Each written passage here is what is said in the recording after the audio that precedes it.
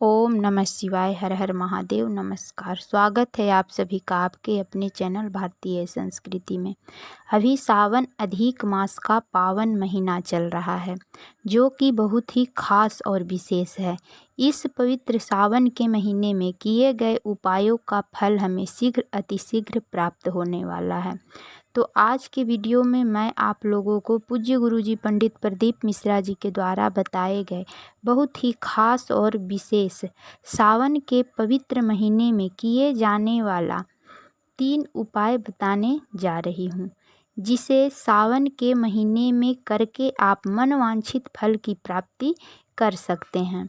लेकिन उपाय जानने से पहले आप लोगों से प्रार्थना है कि अगर आपने अभी तक चैनल को सब्सक्राइब नहीं किए हैं तो चैनल को सब्सक्राइब कर ले और बेल आइकन को प्रेस कर ले, ताकि जब भी हमारे चैनल पर कोई नया वीडियो आएगा तो इसकी जानकारी सबसे पहले आपको मिलेगी। साथ ही जानकारी पसंद आए तो एक लाइक ज़रूर कर दीजिएगा। तो चलिए वीडियो को शुरू करते हैं और उपाय को जानते हैं। पहला उपाय, अभी गुरु जी की कावड़ शिव महापुराण की कथा रायपुर छत्तीसगढ़ में चल रही है। इस कथा में गुरु जी ने एक नया उपाय बतलाए हैं। यह उपाय संतान प्राप्ति के लिए है। उम्र बढ़ती जा रही है पर संतान की प्राप्ति नहीं हो रही है। बहुत प्रयास कर लिए लेकिन संतान की प्राप्ति नहीं हो रही है। आप परेशान से हो गए हैं, आपकी झोली नहीं भर पा रही है, तो गुरु जी ने एकदम नया संतान प्राप्ति का उपाय बतलाए हैं। यह उपाय आपको सावन के महीने में ही करना है। कैसे करना है ध्यान से सुनिएगा और समझिएगा। आपकी झोली के अंदर जैसे अपनी साड़ी के पल्लू को मोड़कर झोली जैसा बना लेना है। उसी झोली के अंदर आपको डालना है 1 मुट्ठी धान चावल।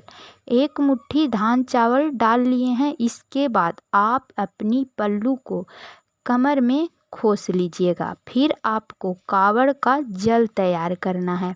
कैसे करना है, आपको कावड़ के जल को लेकर आपके घर के आसपास जो शिवालय है उसी शिवालय में जाना है। पर कैसे जाना है, एक लंबी बांस की डंडी ले लें। उस डंडी के दोनों तरफ आगे और पीछे एक एक लोटा बांध लेना है। यानी कि आपको एक कावड़ तैयार करना है। कावड़ में अपने घर का शुद्ध जल भर लेना है। कावड़ को कंधे में रखकर झोली में चावल भरकर आपको जाना है शिवालय में। शिवालय पहुंचकर आपको सबसे पहले कावड़ के जल को दोनों हाथों में लेकर एक ही धारा में महादेव के शिवलिंग के ऊपर समर्पित करना है।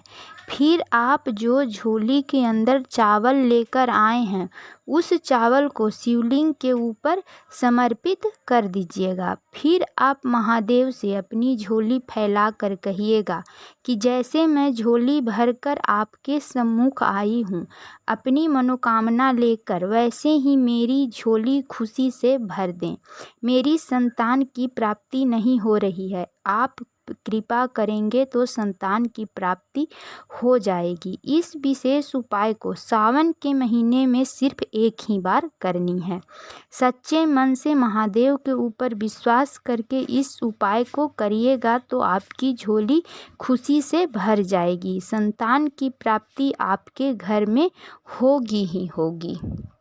दूसरा उपाय, अगर आपके घर में लड़ाई झगड़ा कलह कलेश का माहौल बना रहता है, हमेशा छोटी छोटी बातों पर लड़ाई झगड़ा होते रहता है, भाई भाई में नहीं बनता है, पति पत्नी के बीच में लड़ाई होते रहता है, यानी कि घर के सदस्यों के बीच क्लेश का माहौल बना रहता है, तो घर के सदस्यों के बीच क्लेश दूर करने के लिए, लड़ाई खत्म करने के लिए आप ये उपाय सावन के महीने में किसी भी एक दिन इस उपाय को ज़रूर करके देखिएगा। घर के सदस्यों के बीच प्रेम बढ़ेगा, लड़ाई खत्म होगा, क्लेश दूर होगा। इस उपाय को करने के लिए आपको लेना है 7 बेलपत्र। बेलपत्र बहुत ही सुंदर और प्यारा सा लेना है। बेलपत्र कहीं से भी कटा फटा नहीं होना चाहिए और आपको लेना है कच्चा सूत और लाल चंदन। अब आपको 7 बेलपत्र और कच्चा सूत और लाल चंदन को लेकर चले जाना है महादेव के मंदिर में। देखिए शिवालय पहुंचकर आपको करना क्या है। नंदी के उठे हुए पैर के पास बैठकर आपको लाल चंदन को घिसकर 7 बेलपत्र के बीच वाली पत्ती पर लगा देना है। बेलपत्र पर चंदन लगाने के बाद 7 बेलपत्र को एक के ऊपर एक रखकर बेलपत्र की डंडी को अपना नाम और गोत्र बोलकर कच्चा सूत से लपेट लेना है। इसके बाद श्री शिवाय नमस्तुभ्यं मंत्र का उच्चारण करते हुए कच्चा सूत से लपेटा हुआ 7 बेलपत्र को महादेव के शिवलिंग के ऊपर समर्पित कर देना है। बेलपत्र की पत्ती का मुख अपनी ओर रखना है और डंडी विपरीत दिशा में रखना है। इस प्रकार से 7 बेलपत्र शिवलिंग के ऊपर समर्पित कर देना है। इसके बाद अपनी झोली पसार कर माँ पार्वती और महादेव से अपने घर के लड़ाई झगड़ा कलह कलेश दूर करने की विनती करें। इसके बाद आप अपने घर आ जाइए। गुरुजी ने कहा कि इस उपाय को करने से उस गोत्र में कभी लड़ाई झगड़ा नहीं होगा, उस घर में कभी भी कलह कलेश नहीं होता है। इस उपाय को आपको प्रदोष काल में करना है। तीसरा उपाय, बहुत सी ऐसी माताएं हैं जो अपने बच्चों के अभद्र व्यवहार से परेशान हैं। अगर आपका बच्चा गलत संगत में पड़ गया है या बात बात पर गुस्सा करता है, पढ़ाई में मन नहीं लगता है, अभद्र वचन बोलता है, बच्चों के इस गलत व्यवहार से आप बहुत ज़्यादा परेशान हैं, तो आपको त्रिपुंड वाला इस उपाय को ज़रूर करना चाहिए। इस उपाय को करने के लिए आपको लेना है लाल चंदन। लाल चंदन को थोड़ी देर घिस लेना है। गुरुजी कहते हैं चंदन को थोड़ी देर घिसने से इसकी महत्व और भी बढ़ जाता है। देखिए इस उपाय को कैसे करना है। लाल चंदन को लेकर आपको चले जाना है बेल वृक्ष के पास। आपको अपने सीधे हाथ की 3 अंगुली को लाल चंदन में अच्छी तरह से डुबाकर बेल वृक्ष में एक त्रिपुंड बनाना है।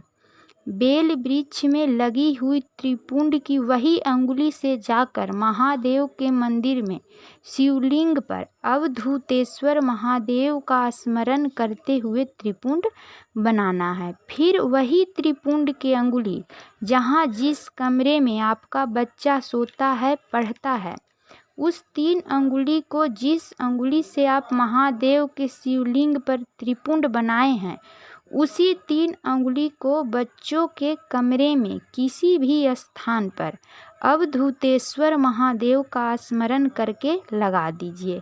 वह बच्चा कभी भी गलत संगत की ओर नहीं जा सकता है।